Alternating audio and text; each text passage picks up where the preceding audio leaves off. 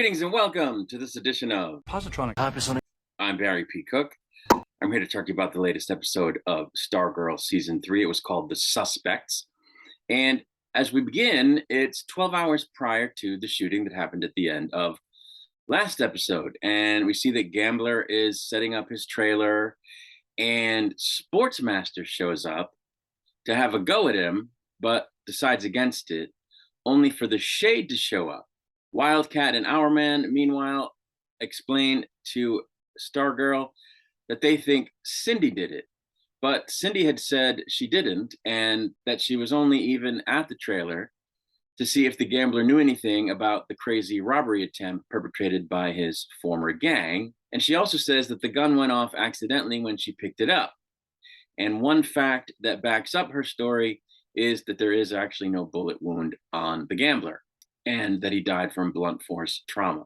Speaking of Cindy, we find her in a lab where she concocts some sort of formula and then drinks it.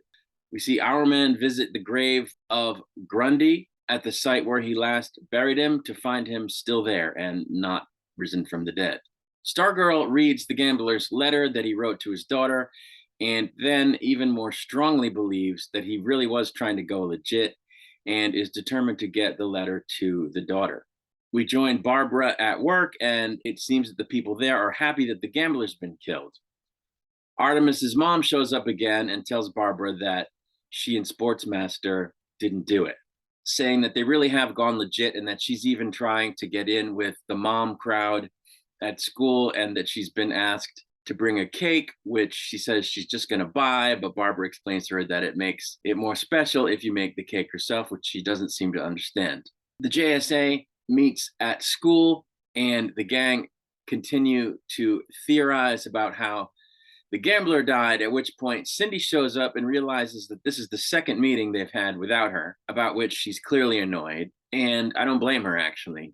I think, they either need to fish or cut bait, and Stargirl needs to just put her foot down and tell Hourman and WILDKAT to stop basically poo-pooing the idea of Cindy being in the JSA, and to give her a chance, because if they don't, it's absolutely going to backfire, and she absolutely will end up being everything they're afraid she already is.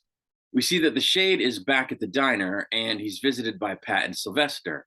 They question him about the situation with the Gambler, whereupon he explains that he had an initial confrontation with him, but then went to tell him that he was willing to let the past be the past, which is what happened after we saw him show up in the flashback.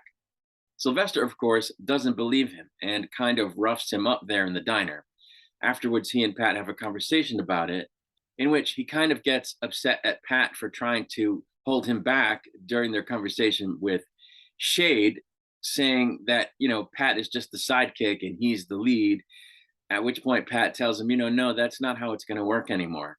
Next, we see Sylvester get Courtney out of class and tell her that it's time for a level up. And level up keeps coming up. Leveling up, the concept of leveling up keeps coming up on these DC shows, and I don't know what's going on with that. But anyway, in art class, we see that kid whose name I think is Cameron, the son of the villain who was, I think, Brainwave, having trouble painting, that he can't seem to make a painting for some reason, and he has a bit of a breakdown, so something's going on with him. Sylvester and Courtney have a training session with the staff, and while Sylvester is showing off his moves, his eyes light up and he gets all glowy, and he takes off into the sky like a rocket. Barbara and Artemis's mom try to bake a cake because Barbara wants to help Artemis's mom acclimate to normal life, but it doesn't go well. Courtney, meanwhile, tries to repeat Sylvester's moves, but it doesn't quite go well. But she tries again after Sylvester gives her a very cool explanation of how she can make it work, by thinking about all the hope that she inspires in everyone and all the faith that she has in her friends. And the second time it works. And I thought this was a cool moment because I had some trepidations about, is Sylvester really himself, or is he some kind of, Pet Cemetery incarnation of Sylvester? And it seemed like in this scene that he was really earnest and in touch with reality. So I'm hoping that my sense that maybe he wasn't quite right was incorrect. While all this is going on, Mike and his friend, the kid who now possesses Thunderbolt, try to make a wish on Thunderbolt to expose the killer, but the answer that he gives them as to who the killer is isn't very clear. And it kind of destroys the wall in the bathroom at school. Sylvester goes with Courtney to apologize to the Shade for being out of line at the diner, but things don't go well, and he actually ends up physically attacking the Shade, after which the Shade says he can't stick around, even though he might want to help them figure out what happened to the gambler, because he has his own issues to tend to, which he departs into the Shadow Realm to deal with. When taking Sylvester to task for taking Courtney out of school and attacking the Shade, while being taken to task for taking Courtney out of school and attacking the Shade, Sylvester apologizes and explains how he doesn't understand why he's the one who came back to life, because he took part in the murder of an innocent man to stop Eclipso, and then caused the deaths of the JSA in his mind, because they broke up after they killed that guy upon information that he brought to them, which broke their cohesion, causing them to lose their battle to the ISA when they reassembled. Shade visits Beth and Hourman to tell them he's leaving Blue Valley and that he's sorry he couldn't help Hourman resurrect Grundy, but he says that they shouldn't give up on that plan before he departs yet again. Before the episode ends, we see that Cindy is in possession of the gambler's laptop, which the JSA previously noted would probably be in the possession of the killer. So why does she have the laptop if she didn't kill him? And I don't think she did. So why does she have the laptop, and what could she possibly want with it? And why does she drink that weird formula? Like, what is going on with her?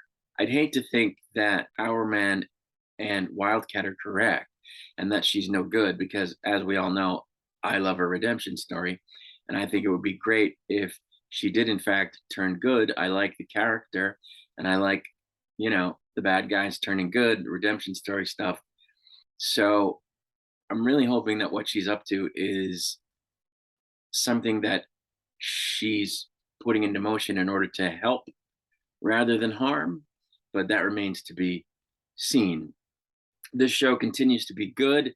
This episode, of course, had a lot of heart, and they're bringing in a bunch of various elements that I think, or at least it seems, are all going to come together to make a really cool story. And I think it's great that Stargirl is learning some new moves from Starman, but I am still uncomfortable with the whole thing of him even being around, because I think he overshadows her without even trying. And I don't like the idea that she's sharing the staff. And I want to see her be Stargirl. I don't want to see Starman. And they keep playing with this thing where, is he gonna let her be Stargirl? Well, I mean, they played with it last episode, and then they came to a resolution where they were going to share it. But I don't know. I think he likes it too much, and I don't see that whole thing working out. I'm worried that he's going to start to overtake her, and I don't want to see that. But it remains to be seen what's going to happen. I, of course, will be here to review all of this season's episodes. For now, I'm going to take off. Until I return, I wish you peace and long life.